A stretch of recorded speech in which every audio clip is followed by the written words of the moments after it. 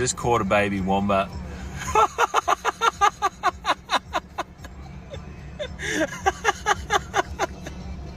Look at the mother. It's like, oh, it's chasing after her. I caught a baby wombat.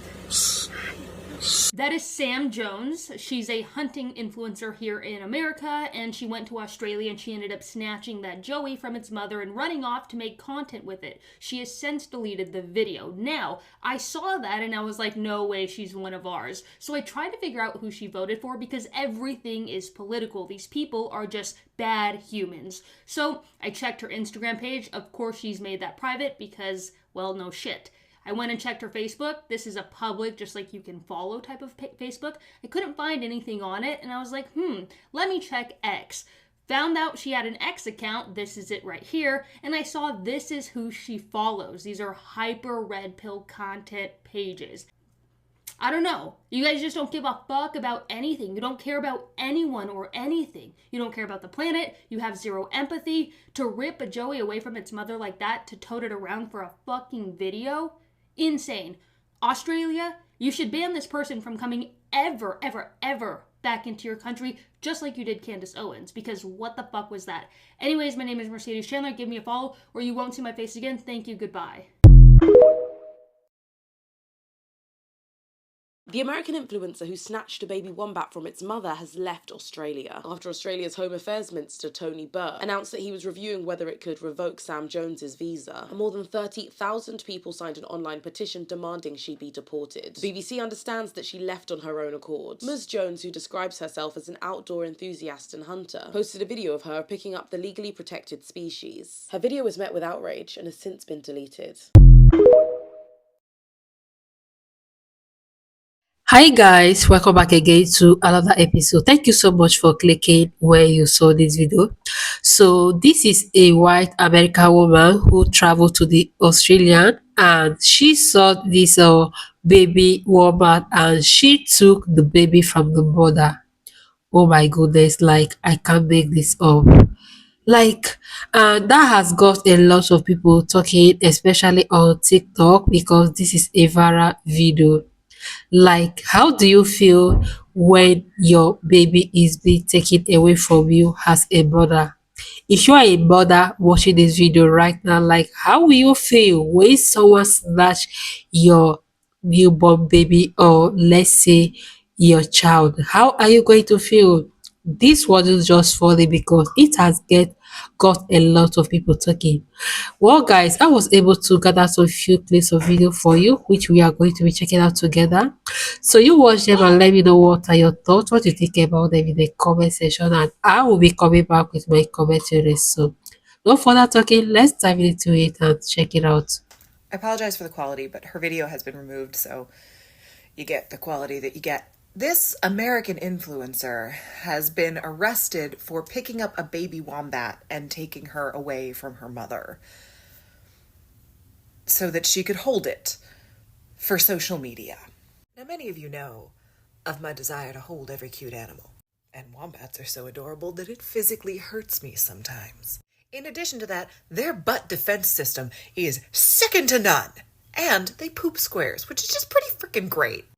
But I shouldn't have to say this, unless you are a wombat caretaker, don't pick up the wombat. Please pause and screenshot if you need to. Here's actual advice on approaching wildlife. The main thing I'll ask you to consider is not being a dumbass. If you see an animal by itself, it most likely does not need your help. If you think it does, read the things. Don't get banned from Australia. Like seriously, how would you feel when your baby is being taken away from you forcefully? Oh my goodness, you guys saw the mother coming and this woman was like seriously, I don't know what made her to do this. Even when the mother of this wombat ran after her, she was still holding it. I don't know her intention for doing this, but anyway, let's also watch these few clips of videos. Well, well, well. The Australian counterpart in Wombat Gate has been identified. That's his name down there. Sick. sick. Both gross. You're both gross.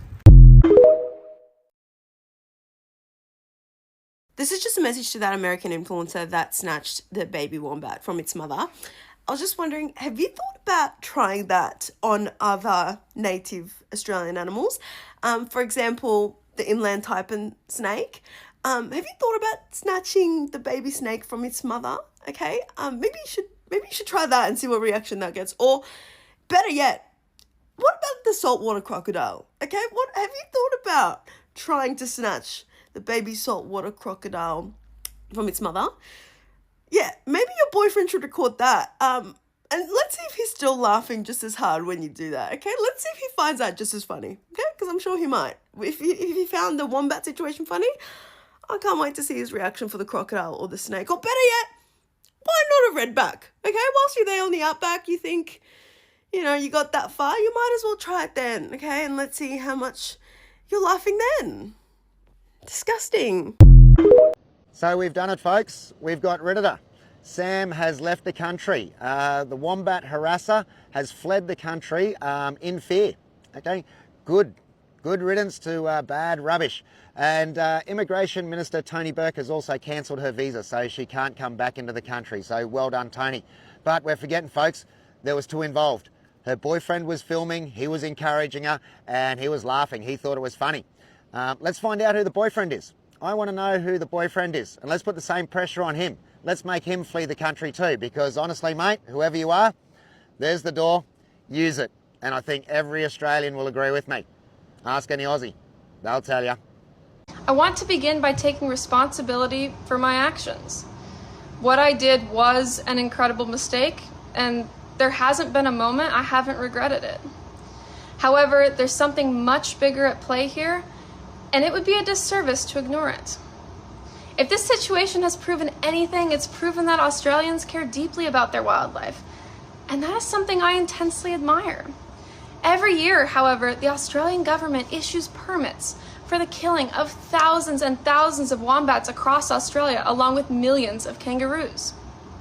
I have just shared never-before-seen photos of these exact culling operations going on in Australia today on X with the username @AustraliaCulls.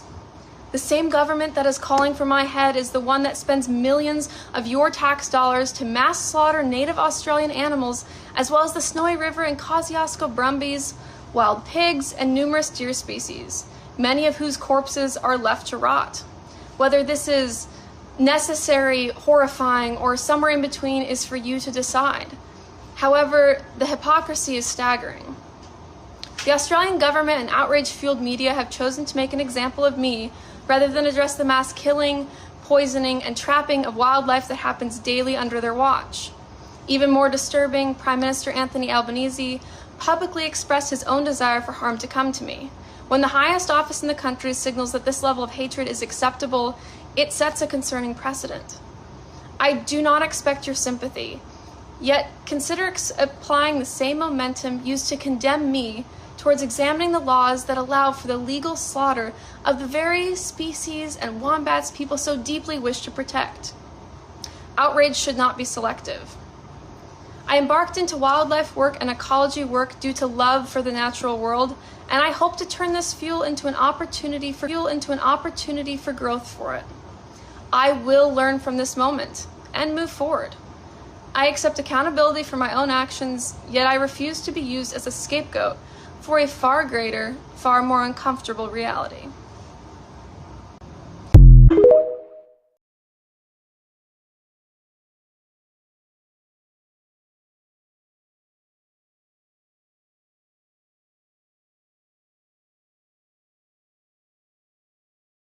I want to begin by taking responsibility for my actions. All right, let's see if you do actually take responsibility for your actions, and this is a sincere apology, or if it's just another cop-out to try to get the heat taken off you. Here's your opportunity. Give it to us, Sam. What I did was an incredible mistake, and there hasn't been a moment I haven't regretted it. However, there's something much bigger at play here. You started off so well there with the apology, and then you came in with the but. However, there's something bigger at play here. Let me guess, you're going to claim the victim now, right? Let's see. And it would be a disservice to ignore it. If this situation has proven anything, it's proven that Australians care deeply about their wildlife. And that is something I intensely admire. Well, you didn't admire it when you picked that wombat up and shook the shit out of it. But anyway, keep going.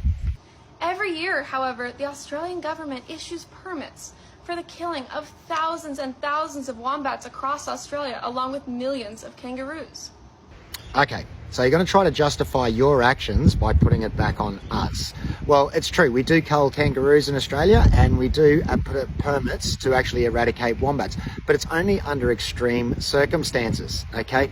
It's when there's a risk to public safety, a risk to property, or a risk to produce, okay? And it's not like we hand them out willy-nilly. We don't have open season. We can't just go, okay, there's a hunting season, or there's permits, you can go out shooting wombats and you can eradicate them. No, it's highly regulated. It's controlled by the Department of Environment and Conservation, or whichever government agency is in charge in that state. They will go out and assess the situation. For example, a wombat is causing a problem to property. They will assess it. What they will first do is they'll try to trap and relocate that wombat. If they cannot trap and relocate that wombat, well, then the wombat will be eradicated. But it's only under extreme circumstances, okay? And it's not like it's just the farmer just going do it. We say, yeah, farmer, you can shoot that. Doesn't work like that in Australia. So please get your facts straight first. I have just shared never before seen photos of these exact culling operations going on in Australia today on X with the username @AustraliaCulls. Never before seen footage, eh? Is that footage that you've actually taken yourself, or is that footage that you've downloaded from other sites and you've taken out of context and then you've manipulated it to put your own spin on it to try to justify your own actions? The same government that is calling for my head is the one that spends millions of your tax dollars to mass slaughter native Australian animals. To mass slaughter millions of Australian native animals. Well, actually, love, the only animal that we have to cull in Australia, there's the one that's the kangaroo. It's only one species, okay? There's 57 different species of macropod in Australia. One of those is the eastern grey kangaroo. Now, the eastern grey kangaroo gets into plague proportions, and the reason why we cull it is actually because a product of European occupation, okay? It's our fault to begin with. Before white people came to Australia, there was a natural balance between the kangaroos, their food sources, their water sources, and also their predators. When white man came to Australia, the first thing we did, we started clearing the forest, we put more grassland in, we created more food for the kangaroos. We planted oats and wheat and corn. We also put in more water sources, as in dams and irrigation, that sort of thing. So more food, more water. And then what we started to do is we started to shoot all their predators, the dingoes and the indigenous, okay? More food, more water, less predators, of course, the population goes up. Now, eastern grey kangaroos are boom or bust animals. So basically, we go through cycles of 5 to 6 years of really good rain, and then we'll go through 5 to 6 years of drought and not very good rain. In those 5 to 6 years of really good rain, kangaroo numbers, eastern grey kangaroo numbers, build up to huge populations. Massive populations. Then we go through the 5 or 6 years of drought, they run out of food and they start to starve to death. So we go out and we regulate that population to keep that population in check so that they don't starve to death in a drought, in a bad time, okay? And it's all because of European occupation. It's the only animal we do it with. As well as the Snowy River and Kosciuszko brumbies, wild pigs, and numerous deer species. All of those species that you just mentioned there, deer, brumbies, pigs, are all introduced species, okay? They were introduced by white man, and they cause major environmental damage and destruction to our environment, okay? They're not meant to be in Australia. So yes, of course we cull them, just like you guys do in the United States with things like boa constrictors and iguanas and many other introduced species that are coming in and destroying your environment, your ecosystem. I mean, look at the Florida Everglades. Look what boa constrictors have done there, and you actively go out and eradicate them. We do the same with things like horses, pigs, donkeys, camels, foxes, rabbits, cane toads, okay? They're all introduced feral pests which are creating a major environmental damage to our country. You're pulling on the wrong string there, love. You're drawing a very long bow. Whether this is necessary, horrifying, or somewhere in between is for you to decide. However, the hypocrisy is staggering. You're right, love. The hypocrisy is staggering. That's a big word for you. I reckon you'd have a hard time spelling that word, especially being such a hypocrite that you are. You know, trying to compare us trying to control a feral and introduced species to look after our environment and look after our native species, to you going and pulling a baby wombat from its mother just so you can get photos and likes and shares. Talk about hypocrisy. The Australian government and outrage-fueled media have chosen to make an example of me rather than address the mass killing, poisoning, and trapping of wildlife that happens daily under their watch. It's not just the Australian government and the media that's making an example of you, love. It's pretty much the entire world that is making an example of you, of how you don't treat wild animals, okay? No matter whether it's a wild native species or an introduced feral species, you don't pull a baby away from its mother and shake the shit out of it and get photos of it and laugh about it for your own benefit, you know, for your own likes and social media. It's just not on. The entire world agrees. Even more disturbing, Prime Minister Anthony Albanese publicly expressed his own desire for harm to come to me. When the highest office in the country signals that this level of hatred is acceptable, it sets a concerning precedent. Anthony Albanese didn't express his desire for harm to come to you. All he did was say to you that next time you come to Australia, you should try doing it with another species, like a crocodile, okay? There's a difference. And in Australia, we very rarely, Australians very rarely agree with our Prime Minister or our politicians, but I pretty much guarantee you that just about every Australian, 99.9% of Australians, actually agreed with our Prime Minister on his statement, okay? It's one of the few times it's actually happened in Australia that we all agree with him. I do not expect your sympathy. Good, because you're not going to get any sympathy from us, love. Not in the slightest. Yet, consider applying the same momentum used to condemn me towards examining the laws that allow for the legal slaughter of the very species and wombats people so deeply wish to protect. Once again, love, you're trying to justify your illegal and cruel actions to the way that we maintain our natural environment in Australia. And you said it yourself, legally, okay? Why don't you just admit it, love? You're stuffed up. Why don't you just make a sincere apology? And then we might actually start taking you seriously. Doubt it, though. Outrage should not be selective. You're right, outrage isn't selective. We would be outraged at anyone that came into our country and treated our wildlife in the way that you did. Okay? You're just saying this because you don't like the heat that you're getting. You don't like the hate that you're getting. You don't like the fact that you were trying to be an influencer and it's backfired on you. You made your bed, now sleep in it. Deal with it. I embarked into wildlife work and ecology work due to love for the natural world, and I hope to turn this fuel into an opportunity for growth for it. Love for the natural world? Your whole Instagram page is all of pictures of you just killing animals, okay? How can you love wildlife when all you do is just go out and shoot them and then hold them up as trophies? Seriously, love, you're digging yourself a bigger, deeper grave, okay? I will learn from this moment and move forward. I accept accountability for my own actions. Well, going on this so-called apology, I don't think you have learnt from it. And I don't think you are taking responsibility for your own actions. Judge me if I'm wrong, but I'm pretty sure most people will agree with me on this one. Yet I refuse to be used as a scapegoat for a far greater, far more uncomfortable reality. I don't think you've got much of a grip on reality at all. And we're not using you as a scapegoat. We're just holding you responsible for you and your boyfriend's actions, okay? You need to do better. You need to both have a good, hard, long look at yourselves. Ask any Aussie, they'll tell you. Thank you so much for watching this video. Also, let me know what you think about them in the comment section. So guys, let's check out some few comments from people. What an outrage, not the sale of a wombat being picked up and then returned unharmed to mom, but the trapping, shooting and poisoning of these animals by Australian farmers. Don't ever come back to Australia, and her friends should leave too. I don't care if he is Australia. Also, she does not Don't ever come back to Australia and her friend should leave too. I don't care if he is Australian. Also, she does not regret it. That is why she is being a coward and does not want to do the interview. Guys, thank you so much for watching. Also, let me know what you think about this video in the comment section, and I am going to be right there waiting for you all. See you all in my next episode.